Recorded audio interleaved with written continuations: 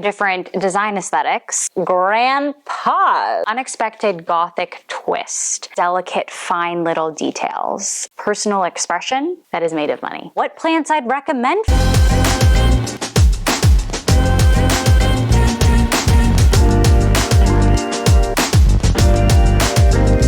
Hello fellow plant weirdos, it's your girl Carmel Marceline. If you are new to the channel, hey, we unabashedly hyperfixate on plants here. And you know what? In today's video, I'm talking about all things plants and aesthetics.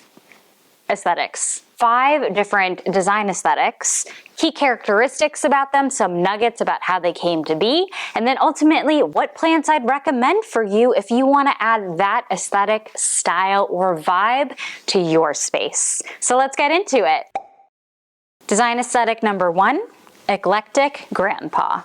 Move over, Coastal Grandma, because there's a new chic style in town. Eclectic Grandpa is an offshoot of this larger design style that takes inspiration from the style, the quirkiness, and sophistication of, you guessed it, grandpas. Very focused on the functional, the comfy, slouchy, relaxed look. Think of Emma Chamberlain, Tyler the Creator, and even Kendall Jenner. Key elements of this aesthetic include anything that is soft and comfortable, cable knit sweaters, cardigans, all about that slouch, that oversized look, gingham patterns, chunky loafers, platform sneakers, that baseball cap, and embroidered touches. Now, I wouldn't say that there's a grandpa themed houseplant out there, but I did try and find plants that fit the vibe, the cozy feel, if you will. And that brought me to velvet houseplants. So the 3 plants that I'm going to recommend to you if you want to bring the Eclectic Grandpa vibe into your life is 1, a Philodendron gloriosum, 2, a black velvet alocasia, and then 3, an alocasia frydek. Design aesthetic number 2, dark academia. This is both an aesthetic and a subculture where it focuses on higher education, liberal arts, literature, all of those things. And it romanticizes the time back in the day when people that really focused on their education were highly regarded. They had the most clout. So imagine someone in the 1950s wearing their preppy collegiate outfits or uniforms headed to their 18th century literature class in Harvard. I'm sure you can imagine the vibe. It's not just about preppy school uniforms, it's also in need of an unexpected gothic twist, something that adds a little bit of darkness and shadows. Think of Prudence from Sabrina, or Hermione from Harry Potter. Key elements of this aesthetic include sweater vests, sweaters that are worn over your shoulders that are also tied, collared shirts, striped ties, pleated skirts, muted colors, anything that can be layered, and minimal patterns such as plaid and argyle. The 3 plants I'd recommend for you if you want to add this vibe aesthetic into your home is 1, an Anthurium Ace of Spades dark form, 2, a Peperomia caparata ripple burgundy, and 3, a Begonia black fancy. Design number 3, Cockette. I believe that's how you pronounce it. It's an aesthetic that embraces the small, delicate, fine little details. All things pink, lace, anything that is hyper feminine. And you may have seen this trend on TikTok a couple weeks ago because everyone was wrapping and tying things in bows, little beautiful satin pink bows, or through Lana Del Rey's 2012 album, Born to Die, where she popularized this style. But this actually borrowed elements from a Japanese subculture called Lolita, where people wear Victorian era dresses. Basically, think of Bridgerton, or ballerinas. Key elements of this aesthetic include anything that is hyper feminine with an old English twist. Think of bows, ballet flats, satin, lace, dainty accessories, anything pink or cream. Of course, I had to go with all pink plants. So if you want to add this vibe aesthetic into your life, the 3 plants I'd recommend for you are 1, an Earth Star bromeliad, number 2, a variegated string of hearts, and lastly, number 3, a Syngonium pink neon. Design aesthetic number 4, Harajuku. This has been around since the 1970s and started in the heart of Tokyo's district, Shibuya.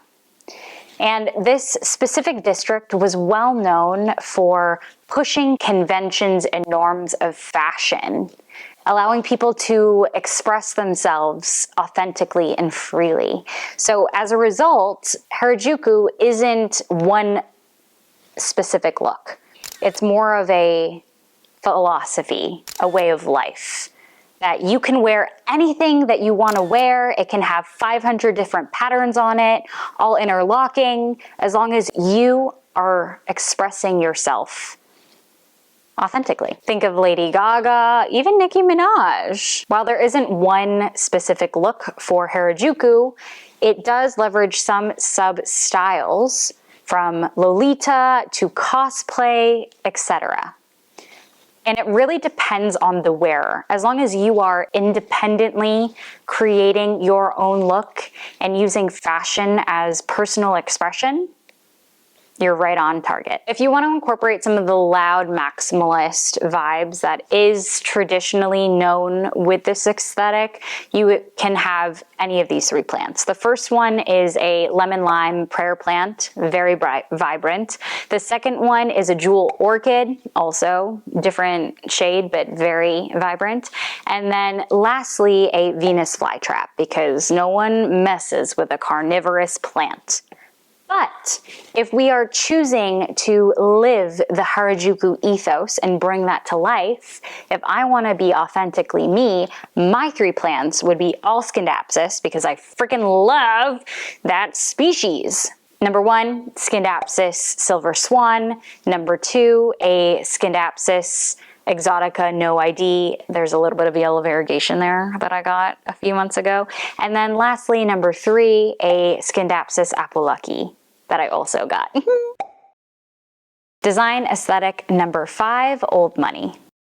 Also known as quiet luxury, this aesthetic is all about things that are built to last, things that are timeless, that are classy. And I actually did a dedicated video to quiet luxury plants, things that are very expensive, but also very rare and nice.